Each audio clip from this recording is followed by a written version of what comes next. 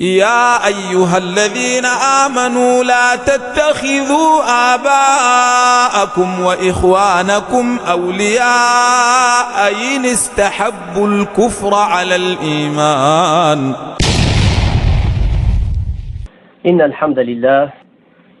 Je vais vous faire, Inch'Allah, un petit résumé, sachant que apparemment ce groupe égaré est en train de transmettre des idées fausses sur l'islam et d'essayer d'égarer les gens avec des choses équivoques. Je vais vous parler de quelques points concernant les chiites. Première chose, il faut savoir que les chiites, le chiisme, est une des pires sectes égarées que l'islam n'a jamais connues. Car en réalité, il n'a rien à voir avec l'islam. Et comme on va le voir à travers quelques écrits que je vais citer, qu'en réalité, la base du chiisme, c'est Abdullah ibn Saba, un juif. Il faut savoir que chez les chiites, ils ont des ouvrages de référence. Un des ouvrages de référence, qui est le plus grand ouvrage de référence chez eux, il s'appelle Al-Kafi. Et même les savants chiites reconnaissent disent que cet ouvrage est l'ouvrage le plus important pour eux. Cet ouvrage a été écrit par un de leurs savants égarés, il s'appelle Siqat al-Islam, Muhammad ibn Yaqub al-Kulaymi, qui est mort en 328 de l'Hégire. C'est une collection de faux hadiths attribués au prophète Muhammad sallallahu alayhi wa sallam et aux imams infaillibles chez eux. Sachant les imams infaillibles, ce sont donc Ali, Hassan, Hussein, etc., les 12 imams.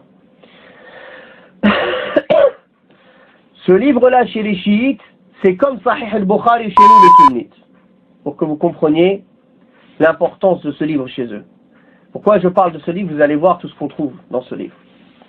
Al-Khomeini, pour souligner l'importance de ce livre, de cet ouvrage, a dit dans un de ses discours: pensez-vous qu'il soit suffisant pour notre vie religieuse d'avoir ces lois résumées dans Al-Kafi, puis placer Al-Kafi est parmi les 4 livres chiites comme le soleil parmi les étoiles.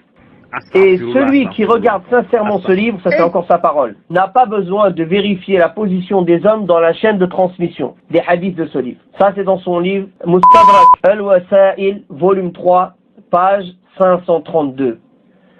Donc, la première remarque, c'est que pour eux, tous ces hadiths, qui est donc leur livre de référence, il n'a pas besoin de chaîne de transmission. Ils peuvent se permettre de dire sur Allah, sur son messager, sur les imams, sur les califes, ce qu'ils veulent, sans chaîne de transmission. L'imam Ali alayhi salam a dit wa iyyaka wa mawatan at-tuhama, ne te place pas dans la situation où on t'accuse. Tu es un croyant, tu es un partisan de l'imam Ali alayhi salam.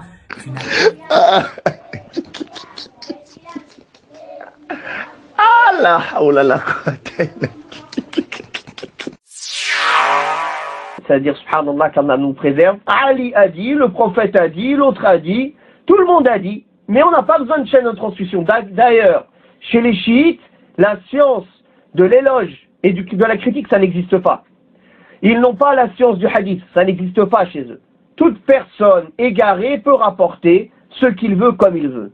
Maintenant que l'on sait cela, on va trouver quelques exemples contenus dans ce livre, dans le livre Al-Kafi. Volume 1, page 255, il dit: les imams ont la science de tout ce qui a été révélé aux anges et aux prophètes. Il dit aussi: les imams savent quand ils vont mourir et ils ne meurent que par leur choix. Volume 1, page 258. Volume 1, page 260, ils disent: les imams ont la science du passé et du futur et rien ne leur est caché. Donc ça, c'est une première mécréance et un polythéisme majeur dans la croyance des chiites. Car Allah tabaraka wa ta'ala dit dans le Coran al-Karim: قُلْ لَا يَعْلَمُ مَنْ فِي السَّمَاوَاتِ وَالْأَرْضِ الْغَيْبَ إِلَّا اللَّهِ. Dit: personne ne connaît l'invisible dans les cieux et la terre sauf Allah. Allah Ta'ala dit aussi: Inna Allah indahu ilmu as-sa'ati wa yunazzilu al-ghaytha wa ya'lamu ma fi al-arham wa ma tadri nafsun madha taksibu ghada wa ma tadri nafsun bi ayyi ardin tamut. Allah Ta'ala dit donc dans le sens des versets: Certes, Allah détient seul la science de l'heure. Il fait descendre la pluie et il connaît ce qu'il y a dans les matrices. Personne ne sait ce qu'il acquérera demain et personne ne sait sur quelle terre il va mourir. Aussi, ce que l'on trouve dans ce livre, Al-Kafi, volume 10, page 54, il dit « L'obéissance à Ali est la véritable humilité et sa désobéissance est la mécréance. » Il dit aussi, volume 10, page 55, « Quiconque installe un autre imam en dehors de Ali et retarde ainsi son califat est un polythéiste. » Donc on remarquera par ces paroles-là qu'ils rendent mécréants tous les compagnons et tous les gens de la Sunna, car tous les compagnons, ils ont été unanimes sur le califat d'Abu Bakr et de Omar, et même Ali lui-même a fait bay'a à Abu Bakr. Et ceux qui disent, pourquoi Fatima n'a pas fait bay'a? Depuis quand dans l'islam les femmes elles font bay'a?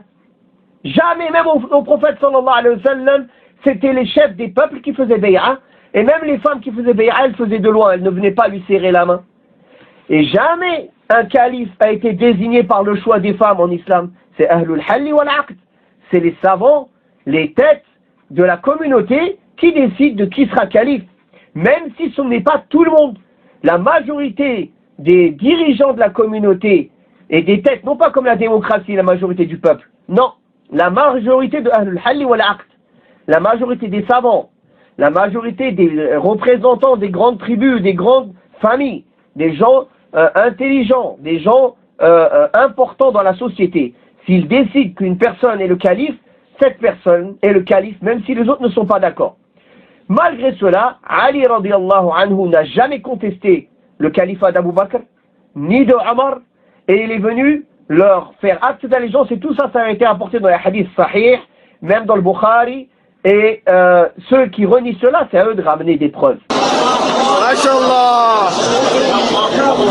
احسنت جميل بارك الله يا شيخ